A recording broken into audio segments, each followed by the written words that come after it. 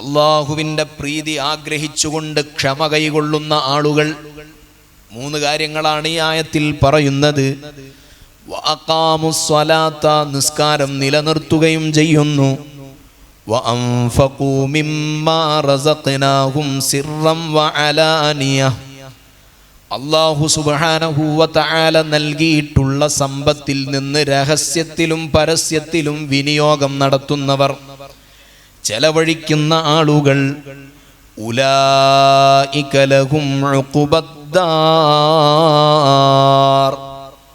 അതിനു മുമ്പ് മറ്റൊരു കാര്യം പറയുന്നു. വയദ്റഊന ബിൽ ഹസനതി സയ്യിഅ, തിന്മയെ നന്മ കൊണ്ട് തടുക്കുകയും ചെയ്യുന്ന ആളുകൾ. 4 കാര്യങ്ങളാണ്. 1 ഇബ്തിഗാഅ വജ്ഹി റബ്ബിഹിം, അല്ലാഹുവിൻ്റെ പ്രീതി കാംക്ഷിച്ചുകൊണ്ട് ക്ഷമിക്കുക. 2-ാമത്തേത് നിസ്കാരം നിലനിർത്തുക. 3 അല്ലാഹു തന്നതിൽ നിന്ന് ദാനധർമ്മങ്ങൾ ചെയ്യുക. 4-ാമത്തേത് തിന്മയെ നന്മകൾ കൊണ്ട് നേരിടുകയും ചെയ്യുക. അങ്ങനെ സ്വഭാവമുള്ളവർക്ക് ഉലൈക ലഹും ഉഖുബദ്ദാർ, ശുഭകരമായ പര്യവസാനം അവർക്കാണ്, അന്തിമ വിജയമുള്ളത് അവർക്കാണ്.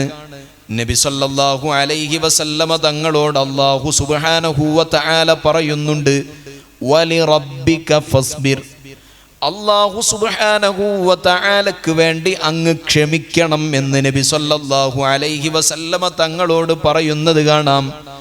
ഉസാമത്ത് ബിനു സെയ്ദ് റളിയല്ലാഹു അൻഹു ഒരു അനുഭവം പറയുന്നുണ്ട്.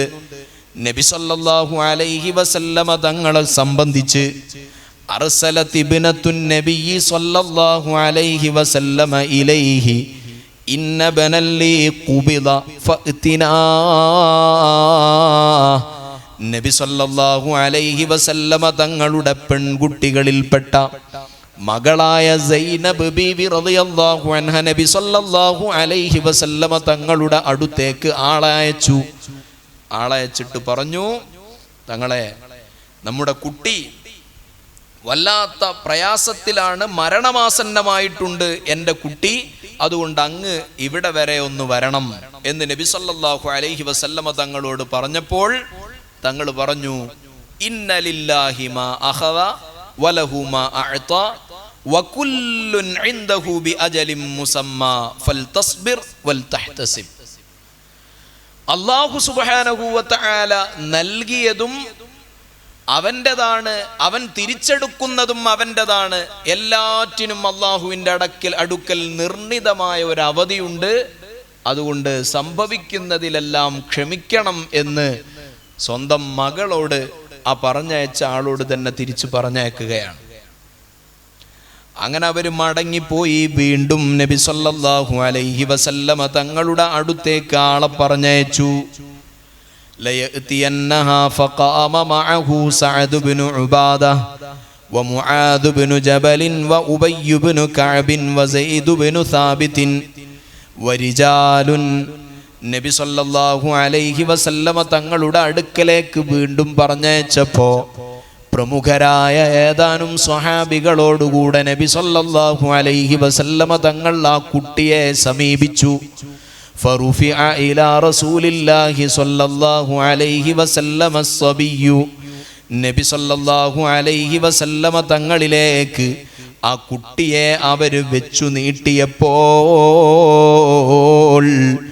കുട്ടിയുടെ ജീവൻ മുത്തുനബിയുടെ കയ്യിൽ നിന്നിങ്ങനെ പിടക്കുന്നുണ്ട്. വെള്ളം നിറച്ചു വെച്ച ഒരു പഴയ തോൽപാത്രം പോലെ നബി സല്ലല്ലാഹു അലൈഹി വസല്ലമ തങ്ങളുടെ കണ്ണുകളിൽ നിന്ന് കണ്ണുനീരിങ്ങനെ പെയ്തിറങ്ങാൻ തുടങ്ങി. ഫഫാദത് ഐനാ, സ്വഹാബത്ത് ചോദിച്ചു, യാ റസൂലല്ലാഹ് മാ ഹാദാ, അങ്ങ് കരയുകയാണോ നബിയെ?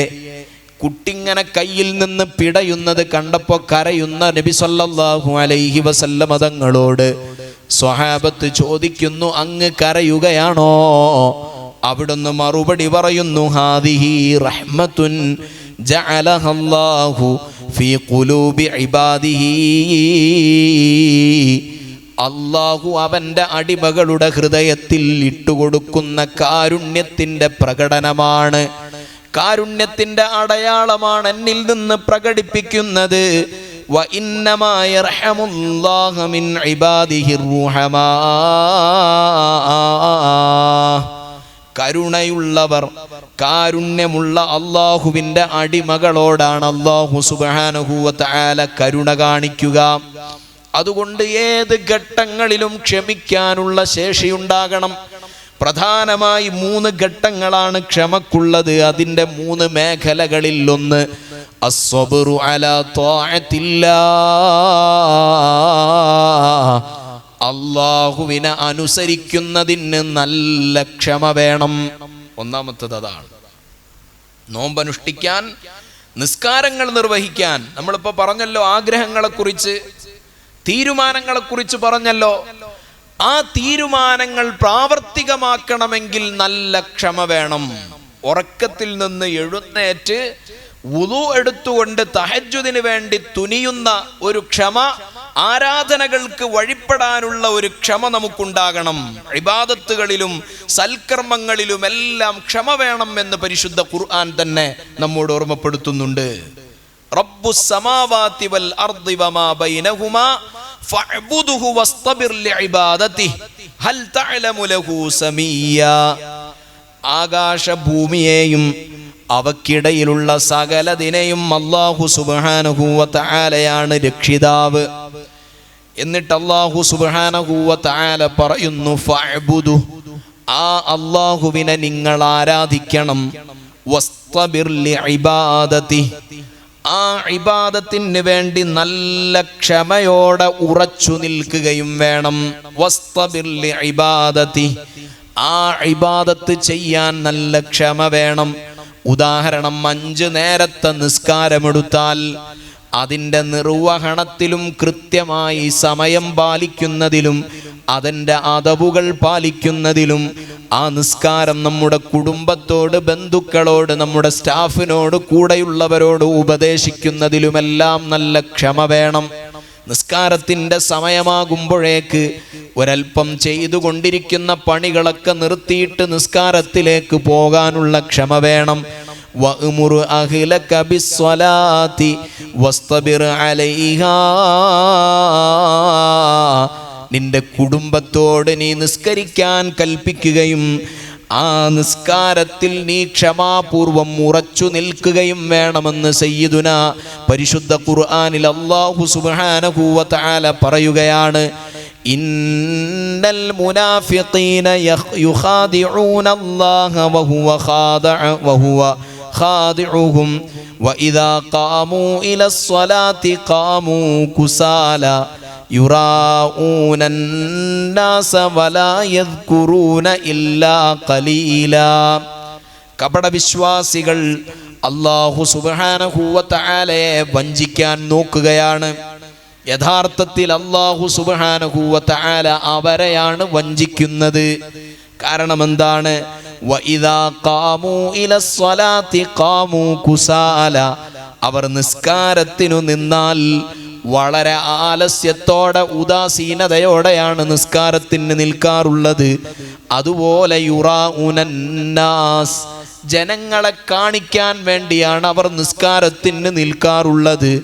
അത് അല്ലാഹു സുബ്ഹാനഹു വ തആലയെ അവർ വഞ്ചിക്കുകയാണ്. എന്നാൽ വലാ യദ്കുറൂനല്ലാഹ ഇല്ലാ ഖലീലാ, വളരെ കുറച്ചു മാത്രമേ അവർ അല്ലാഹുവിനെ ഓർമ്മിക്കുന്നുള്ളൂ. അതുകൊണ്ട് നിസ്കാരത്തിൻ്റെ സമയമാകുമ്പോൾ യാതൊരു വൈകിക്കലും കൂടാതെ, പിന്തിപ്പിക്കലും കൂടാതെ നിസ്കരിക്കാൻ നല്ല ജാഗ്രത നമ്മൾ പുലർത്തണം. പരിശുദ്ധ ഖുർആൻ ഓതാനുള്ള ജാഗ്രതയുണ്ടാകണം. റമദാൻ ഒരല്പസമയം കൊണ്ട് നമ്മോട് കഴിഞ്ഞു പോകും. ഇന്ന് മഗ്രിബോടുകൂടെ റമദാൻ 2ലേക്ക് നമ്മൾ പ്രവേശിക്കും. എന്നാലോ ഒരു ജുസ് പോലും ഇന്നത്തെ ദിവസം ഖുർആൻ ഓതാൻ കഴിയാത്ത പലരുമുണ്ട്. എല്ലാ ദിവസവും ഒരു ജുസ് എങ്കിലും ഓതണം എന്ന് തീരുമാനിച്ചവരുണ്ട്. നാളെ ഇനി 2 ജുസ് ഓതാമെന്ന് കരുതുന്നവരുണ്ട്. എന്നാൽ ഇന്ന് വൈകുന്നേരമാകുന്നതിൻ്റെ മുമ്പ് ഖുർആൻ ഓതാൻ അല്ലാഹു സുബ്ഹാനഹു വ തആലയുടെ പരിശുദ്ധ ഖുർആൻ അല്ലാഹുവിനോട് സാമീപ്യമുണ്ടാക്കാൻ പറ്റിയ ഏറ്റവും നല്ല ഒരു മരുന്നാണല്ലോ. ഇമാം അഹ്മദ് ബിൻ ഹംബൽ റളിയല്ലാഹു അൻഹു നമ്മോട് പറയുന്നുണ്ട്, ബികലാമി യാ അഹ്മദ് ബിഫഹ്മിൻ ഔ ബിഗൈരി ഫഹ്മിൻ, അർത്ഥമറിഞ്ഞുകൊണ്ടും അർത്ഥമറിയാതെയും അള്ളാഹുവിൻ്റെ ഖുർആൻ എടുത്ത് കയ്യിൽ വെച്ചുകൊണ്ട് ആ ഖുർആൻ എടുത്ത് ഇങ്ങനെ ഓതിയാൽ അള്ളാഹുവിനോടുള്ള ബന്ധം നമുക്കുണ്ടാക്കാൻ കഴിയുമെന്നാണ് ഇമാം അഹ്മദ് ബിൻ ഹംബൽ പറയുന്നത്, ഇമാം നബവി റളിയല്ലാഹു അൻഹു ഇഹ്യയിലൂടെ ഓർമ്മപ്പെടുത്തുന്നത്. അതുകൊണ്ട് ഖുർആൻ എല്ലാ ദിവസങ്ങളിലും ഓതണം, ധാരാളമായി ഖുർആൻ ഓതണം. ഖുർആൻ ഓതാൻ ആദ്യം നമ്മുടെ മനസ്സൊക്കെ വൈമനസ്യം കാണിക്കുമ്പോൾ അതിനെ പിടിച്ചു നിർത്തി ഈ ജുസ് പൂർത്തിയാകാതെ ഞാനിവിടുന്ന് എഴുന്നേൽക്കൂല എന്നുള്ള തീരുമാനത്തോടെങ്ങനെ ഖുർആൻ ഓതണം. ഓതി ഓതി ഖുർആൻ കൊണ്ട് നമ്മുടെ മനസ്സിനെ ലളിതമാക്കണം, നിർമ്മലമാക്കണം. ദവാഉ ഖൽബിൻ ഖംസതു ഫതിലാവതു ബിതദബ്ബുരിൽ മഅനാ വലിൽ ബത്നിൽ ഖലാ വഖിയാമു ലൈലിൻ വത്തദർറുഉ ബിസ്സഹർ വമുജാലസാതു സാലിഹീനൽ ഫുദ്ദലാ. ആരാധനകൾക്ക് വിധേയപ്പെടാത്ത മനസ്സാണോ, ഒരു5 മിനിറ്റ് ഖുർആൻ എടുത്തു തുറന്നിരുന്നു ഓതുമ്പോഴേക്ക് നമ്മുടെ മനസ്സിന് മടുപ്പ് തോന്നുന്നുണ്ടോ? ഇബാദത്തുകൾക്ക് വിധേയപ്പെടുന്നില്ലേ? തഹജ്ജുദ് നിസ്കരിക്കാൻ സമയമുണ്ടായിട്ടും അതിനൊരു 2 റക്അത്ത് നിസ്കരിക്കാനുള്ള തോന്നൽ മനസ്സനുവദിക്കുന്നില്ലേ? അത് മനസ്സിൽ തോന്നിക്കിട്ടാനുള്ള മരുന്ന് ദവാഉ ഖൽബിൻ ഖംസതുൻ ഫതിലാവതുൻ ബിതദബ്ബുരിൽ മഅനാ. ഒന്നാമത്തെ മരുന്ന് പരിശുദ്ധ ഖുർആൻ ഇങ്ങനെ ഓതലാണ്. ഖുർആൻ അർത്ഥം ആലോചിച്ച ഓതലാണ്. അർത്ഥമറിയുന്നവർ, അർത്ഥമറിയാത്തവരാണെങ്കിൽ ഇത് അള്ളാഹുവിൻ്റെ കലാമാണ് എന്ന ബോധ്യത്തോടെ, അള്ളാഹു സുബ്ഹാനഹു വ തആലയുടെ കലാമാണല്ലോ ഞാൻ ഓതുന്നത് എന്ന ബോധ്യത്തോടെ നല്ല ഭക്ത്യാദരവോടെ ഖുർആൻ ഓതിയാൽ അവരുടെ ഹൃദയത്തിൽ അള്ളാഹു സുബ്ഹാനഹു വ തആല നൈർമല്യം നൽകുകയാണ്. പിന്നെ നിസ്കാരത്തിന് ആസ്വാദനമാണ്, അള്ളാഹുവിൻ്റെ ദിക്റിൽ ആസ്വാദനമാണ്. ജമാഅത്തിനെ പ്രതീക്ഷിച്ചിരിക്കാൻ നല്ല ക്ഷമ വേണം. പള്ളിയിൽ നേരത്തെ തന്നെ എത്തിയിട്ട് എന്താ കാര്യം എന്ന് ചിന്തിക്കരുത്. റമദാൻ മാസത്തിൻ്റെ തുടക്കത്തിൽ തന്നെ നമ്മുടെ തീരുമാനങ്ങൾ ഉണ്ടാകണം. ഈ റമദാൻ മുതൽ ജമാഅത്ത് ഞാൻ പതിവാക്കും എന്ന തീരുമാനം നമ്മൾ എടുത്താൽ ബാങ്ക് വിളി കേട്ടാൽ തന്നെ പള്ളിയിലേക്ക് പോകാനുള്ള ജാഗ്രതയുണ്ടാകണം. തഹജ്ജുദ് തുടങ്ങിയ സൽക്കർമ്മങ്ങളെല്ലാം നമ്മൾ അനുസരിക്കണം. ബഹുമാനപ്പെട്ട ഇമാം ബുഖാരി റളിയല്ലാഹു അൻഹു തങ്ങൾ പറയുന്നത് കാണാം, അഫ്ളലുൽ മുസ്ലിമീന റജുലുൻ അഹ്യാ സുന്നതൻ മിൻ സുനനിർ റസൂലി സ്വല്ലല്ലാഹു അലൈഹി വസല്ലം ഖദ് ഉമീതത്. മനുഷ്യരുടെ കൂട്ടത്തിൽ, മുഅ്മിനീങ്ങളുടെ കൂട്ടത്തിൽ ഏറ്റവും ഉത്തമനായ മുഅ്മിൻ ആരാണെന്ന് ഇമാം ബുഖാരി റളിയല്ലാഹു അൻഹു അവിടുത്തെ സ്വഹീഹിൽ രേഖപ്പെടുത്തുന്നത് കാണാം. അഹ്യാ സുന്നതൻ മിൻ സുനനി റസൂലില്ലാഹി ഖദ് ഉമീതത്. ഇല്ലാതെയായിക്കൊണ്ടിരിക്കുന്ന സുന്നത്തുകളെ മുറുകെ ജീവിപ്പിക്കുന്നവനാണ്, മുറുകെ പിടിച്ചുകൊണ്ട് ജീവിപ്പിക്കുന്നവനാണ്. നബി സല്ലല്ലാഹു അലൈഹി വസല്ലമ തങ്ങളുടെ ഹദീസുകളിൽ നിന്ന് ഇമാം ബുഖാരി തങ്ങൾ രേഖപ്പെടുത്തുന്നത് കാണാം, ഏറ്റവും ഉത്തമരായ മനുഷ്യർ സുന്നത്തുകളെ ജീവിപ്പിക്കാൻ ശ്രമിക്കുന്നവരാണ്. ഫസ്ബിറൂ യാ അസ്ഹാബസ് സുനനി റഹിമകുമുല്ലാഹ്. ബുഖാരി ഇമാം പറയാണ്, ഓ സുന്നത്തിൻ്റെ വക്താക്കളെ, നിങ്ങൾ നല്ല ക്ഷമയോടെ സുന്നത്തുകൾ അനുഷ്ഠിക്കാനുള്ള തീവ്രമായ ശ്രമം നിങ്ങൾ നടത്തണം. റഹിമകുമുല്ലാഹ്, അല്ലാഹുവിൻ്റെ സഹായം നിങ്ങൾക്കുണ്ടാകട്ടെ. കാരണം എന്താണ്? ഫഇന്നകും മഖല്ലുന്നാസ്, നിങ്ങൾ വളരെ പരിമിതരായ ആളുകളാണ്, ന്യൂനപക്ഷമാണ്. സുന്നത്തുകൾ അനുഷ്ഠിക്കുന്നതിൽ നമുക്ക് ജാഗ്രതയുണ്ടാകണം. ഫർളുകൾ അനുഷ്ഠിച്ച് അതിൽ അഭിരമിക്കുന്നവരാണ് നമ്മളിൽ പലരും. എന്നാൽ ഫർളുകൾ വെറും ക്യാപിറ്റൽ മാത്രമാണ്, മുടക്കുമുതലാണ്. ലാഭങ്ങൾ സുന്നത്തുകളാണ്. ആ സുന്നത്തുകൾ ഓരോ ദിവസങ്ങളിലും ഓരോ സന്ദർഭങ്ങളിലുമുള്ള സുന്നത്തുകളുണ്ട്, സുന്നത്തായ നിസ്കാരങ്ങളുണ്ട്. അതുപോലെ തന്നെ എത്രയോ ആരാധനകളുണ്ട്. ആ ആരാധനകളെല്ലാം നല്ല ക്ഷമയോടെ നിർവഹിക്കാൻ നമ്മൾ ഔത്സുക്യം കാണിക്കേണ്ടതുണ്ട്. നബി സല്ലല്ലാഹു അലൈഹി വസല്ലമ തങ്ങളുടെ ജീവിത വഴികളിൽ എത്രയെത്ര പ്രയാസകരമായ ദുർഘടമായ പാതകളാണ് അവിടുന്ന് സഞ്ചരിച്ചത്, ക്ഷമയോടുകൂടെ സഞ്ചരിച്ചത്. മഹാന്മാരായ പണ്ഡിതന്മാർ നമ്മെ ഓർമ്മപ്പെടുത്തുന്നത് കാണാം. ഇമാം റാസി റളിയല്ലാഹു അൻഹു അവിടുത്തെ തഫ്സീറുൽ കബീറിൽ രേഖപ്പെടുത്തിയത് കാണാം. ഇമാം റാസി റളിയല്ലാഹു അൻഹു പറയുകയാണ്, ഇഹ്ദിനസ് സിറാത്തൽ മുസ്തഖീം എന്ന് നമ്മൾ എല്ലാ ദിവസവും ഓതാറുണ്ടല്ലോ. എല്ലാ നിസ്കാരങ്ങളിലും നമ്മൾ നിർബന്ധമായി ഓതുന്ന ആയത്താണല്ലോ ഇഹ്ദിനസ് സിറാത്തൽ മുസ്തഖീം എന്ന ആയത്ത്. സൽപാന്താവിലേക്ക് എന്നെ നീ വഴി നടത്തണേ, ഞങ്ങളെ വഴി നടത്തണേ എന്നാണ് അതിൻ്റെ അർത്ഥം. സൽപാന്താവിലേക്ക്, നല്ല വഴിയിലേക്ക് വഴി നടത്തണേ എന്നാണ്. എന്നാൽ നിസ്കരിക്കുന്ന ഒരാൾ സൽപാന്താവിലാണല്ലോ. അപ്പോൾ അദ്ദേഹം എന്താണ് അങ്ങനെ പറയുന്നതിൻ്റെ അർത്ഥം എന്ന് 7-8 അർത്ഥങ്ങൾ ഇമാം റാസി റളിയല്ലാഹു അൻഹു വിശദീകരിക്കുന്നിടത്ത് ഇഹ്ദിനസ് സിറാത്തുൽ മുസ്തഖീമിന്റെ ഒരർത്ഥം പറയുന്നത് കാണാം. അൽ മുറാദു മിൻഹു സിറാത്തൽ അവ്വലീന ഫീ തഹമ്മുലിൽ മശാഖിൽ അദീമതി ലിഅജലി മർദാത്തില്ലാഹ്. ഇഹ്ദിനസ് സിറാത്തുൽ മുസ്തഖീം എന്ന് പറയുമ്പോൾ നമ്മുടെ മനസ്സിൽ ഉണ്ടാകേണ്ട ഒരു വിചാരം, ഒരു ചിന്ത, എല്ലാ ദുർഘടമായ വഴികളെയും പ്രതികൂലമായ സാഹചര്യങ്ങളെയും തരണം ചെയ്യുന്നതിൽ പൂർവികരായ മഹത്തുക്കൾ ജീവിതത്തിൽ പുലർത്തിയ ക്ഷമയെയും സഹനത്തെയും കൈമുതലാക്കാൻ എനിക്ക് നീ ഭാഗ്യം നൽകണം എന്നാണ് അതിൻ്റെ അർത്ഥം എന്നാണ്. നബിമാർ എത്രയാണ് ക്ഷമിച്ചിട്ടുള്ളത്. ഏതെങ്കിലും പ്രതിസന്ധി വരുമ്പോൾ, പ്രതികൂലമായ ചുറ്റുപാടുകൾ വരുമ്പോൾ ആരാധനകളിൽ യാതൊരു നിലയിലുള്ള വിട്ടുവീഴ്ചയും പാടില്ല. എന്തെങ്കിലും ഒരു കല്യാണം വരുമ്പോഴേക്ക് ഒഴിവാകുന്ന നിസ്കാരങ്ങളാകരുത്. റമദാൻ മാസത്തിൽ മാത്രമുള്ള ആരാധനകളാകരുത്. ഫർളായ ആരാധനകളിൽ യാതൊരു നിലയിലും വിട്ടുവീഴ്ച ചെയ്യാതിരിക്കുകയും സുന്നത്തുകളായ ആരാധനകൾ പുലർത്തുന്നതിൽ നല്ല ജാഗ്രത പുലർത്തുകയും വേണം. അതിന് നല്ല ക്ഷമ വേണം. ബഹുമാനപ്പെട്ടവർ പറയാണ്, ആ ഇഹ്ദിനസ് സിറാത്തൽ മുസ്തഖീം എന്ന് ഓതുന്ന സമയത്ത് നമ്മുടെ ഉള്ളിലുണ്ടാകേണ്ടത് മഹാന്മാരായ നബിമാരൊക്കെ സഹിച്ചതുപോലെ സഹിക്കാനുള്ള ഒരു സന്നദ്ധതയും കഴിവും അതിനുള്ള മനസ്സും ഞങ്ങൾക്ക് നൽകണേ എന്നാണ് അതിൻ്റെ അർത്ഥം. എന്നിട്ട് ഉദാഹരണം പറയുന്നു, യുഹ്കാ അന്ന നൂഹൻ അലൈഹിസ്സലാമു കാന യുദ്റബു ഫീ കുല്ലി യൗമിൻ കദാ മർറാത്ത്. നൂഹ് നബി അലൈഹിസ്സലാമിനെ എല്ലാ ദിവസവും അവിടുത്തെ അനുചരന്മാർ അടിച്ച് പ്രഹരിച്ച് ബോധം കെടുത്തുന്നു.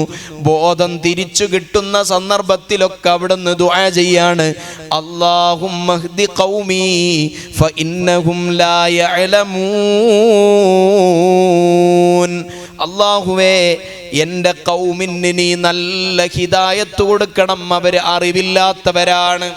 അല്ലാതെ അവർ നശിച്ചു പോട്ടെ എന്ന് പറയല്ല. എല്ലാ സന്ദർഭത്തിലും ബോധം തിരിച്ചു കിട്ടുമ്പോൾ അവിടുന്ന് ദുആ ചെയ്യുന്നു, പടച്ചോനെ എൻ്റെ ഖൗമിന് നീ നല്ല ഹിദായത്ത് നൽകണം, നല്ല ആലോചനകൾ, നല്ല ചിന്തകൾ, നിന്നെ അനുസരിക്കാനുള്ള, വിധേയപ്പെടാനുള്ള ചിന്തകൾ എൻ്റെ ഖൗമിന് നീ നൽകണം എന്ന് ബഹുമാനപ്പെട്ട നൂഹ് നബി അലൈഹിസ്സലാമിൻ്റെ ദുആഇനെ സംബന്ധിച്ച് പരിശുദ്ധ ഖുർആൻ വ്യാഖ്യാനിച്ചുകൊണ്ട് ഇമാം റാസി റളിയല്ലാഹു അൻഹു രേഖപ്പെടുത്തുന്നുണ്ട്. അതുപോലെ തന്നെ ക്ഷമയുടെ കൂട്ടത്തിൽ രണ്ടാമത്തതാണ് അസ്സബ്റു അനിൽ മആസി. തെറ്റുകൾ ചെയ്യുന്നതിൽ നിന്ന്, തിന്മകളിൽ നിന്ന് വിട്ടുനിൽക്കുന്നതിനെ തൊട്ട് ക്ഷമ വേണം. നന്മ ചെയ്യാൻ ക്ഷമയുള്ളതുപോലെ തന്നെയാണ് തിന്മകളിൽ നിന്ന് വിട്ടുനിൽക്കുന്നതിനും നല്ല ക്ഷമ വേണം എന്ന് അഇമ്മത്ത് രേഖപ്പെടുത്തുന്നത് കാണാം. തിന്മകളിൽ നിന്ന് വിട്ടുനിൽക്കാൻ ക്ഷമ വേണം. വഅമ്മാ മൻ ഖാഫ മഖാമ റബ്ബിഹി വനഹൻ നഫ്സ അനിൽ ഹവാ. തെറ്റുകൾ ഇങ്ങനെ വരും. ബഹുമാനപ്പെട്ട യൂസുഫ് നബി അലൈഹിസ്സലാമിന്റെ കൊട്ടാര ജീവിതത്തിനിടയിൽ യൂസുഫ് നബി അലൈഹിസ്സലാം അനുഭവിച്ച ത്യാഗനിർഭരമായ ഒരു ഘട്ടത്തെപ്പറ്റി പരിശുദ്ധ ഖുർആൻ പറയുന്നുണ്ട്. എല്ലാ കൊട്ടാരത്തിലെ മുഴുവൻ സൗകര്യങ്ങളും യഥേഷ്ടം ഉപയോഗപ്പെടുത്താൻ പറ്റിയ അനുകൂലമായ ഒരു ചുറ്റുപാട് യൂസുഫ് നബി അലൈഹിസ്സലാമിനുണ്ട്.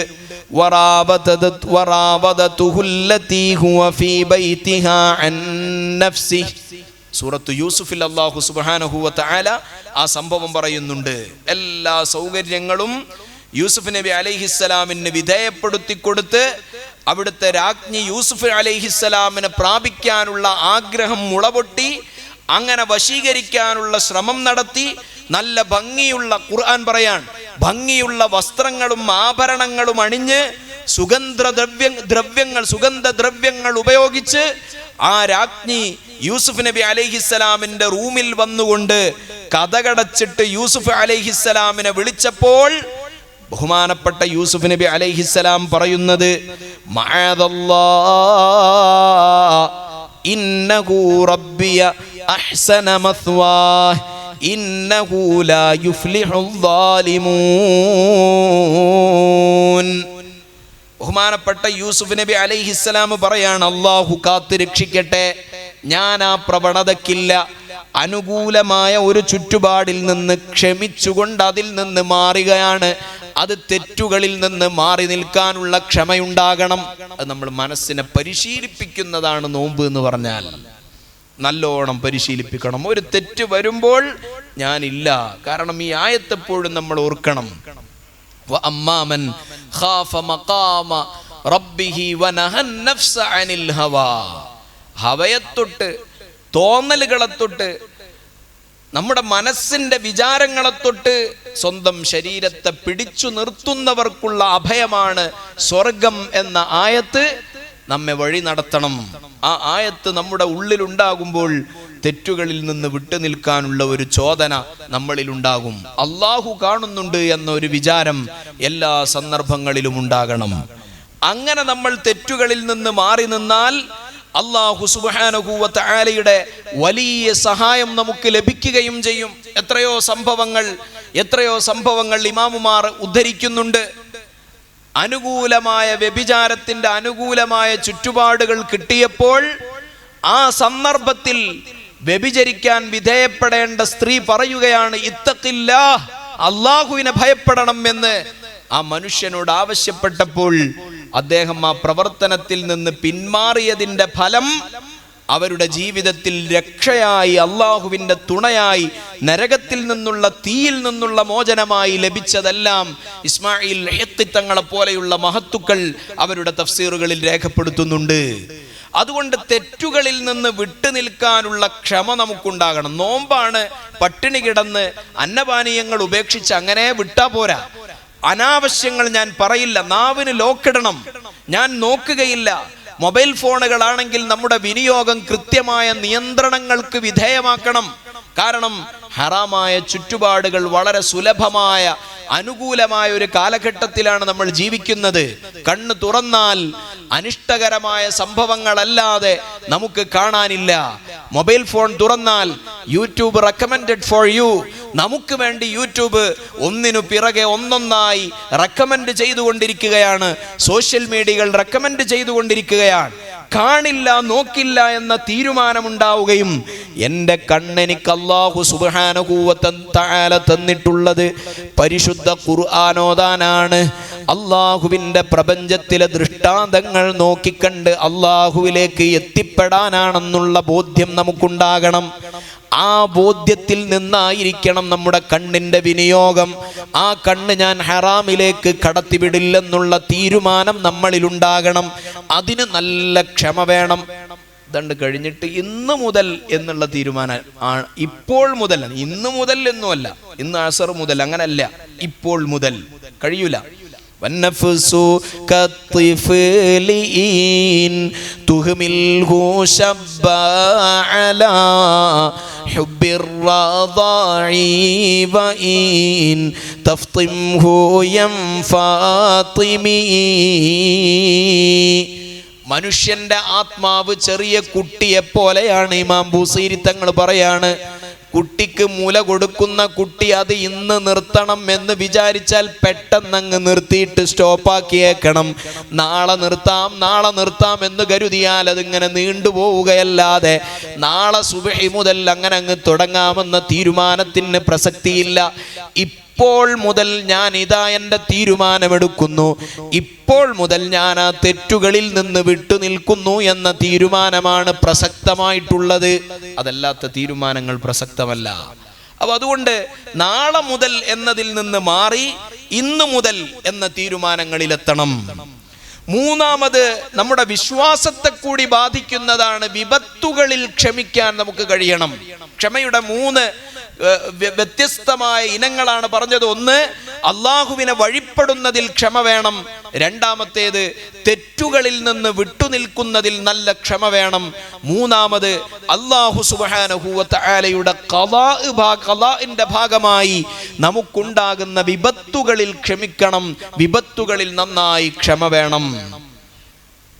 ഈമാൻ കാര്യങ്ങളിൽ 6ാമത്തേത് നമ്മൾ പഠിച്ചത് എന്താണ്? നന്മയും തിന്മയുമായ എല്ലാ കാര്യങ്ങളും ഖദർ, ഖളാ എന്ന് പറയും. അള്ളാഹുവിന്റെ തീരുമാനങ്ങളുടെ അടിസ്ഥാനത്തിലാണ് ലോകമെന്നല്ല, പ്രപഞ്ചമെന്നല്ല എല്ലാം സംഭവിക്കുകയും എല്ലാം ഉണ്ടാകാൻ പോകുന്നതും. അള്ളാഹുവിന്റെ ഖളാ ഉണ്ടാകും. ആ ഖളായിലുള്ള ക്ഷമ നമുക്കുണ്ടാകണം. അള്ളാഹുവിന്റെ തീരുമാനം എന്താണെന്നറിയില്ല. മുഅ്മിനായതുകൊണ്ട് മാത്രം സുഹൃതങ്ങൾ മാത്രം നമ്മുടെ ജീവിതത്തിൽ ലഭിക്കുമെന്ന് നമ്മൾ ആരും ധരിച്ചു പോകരുത്.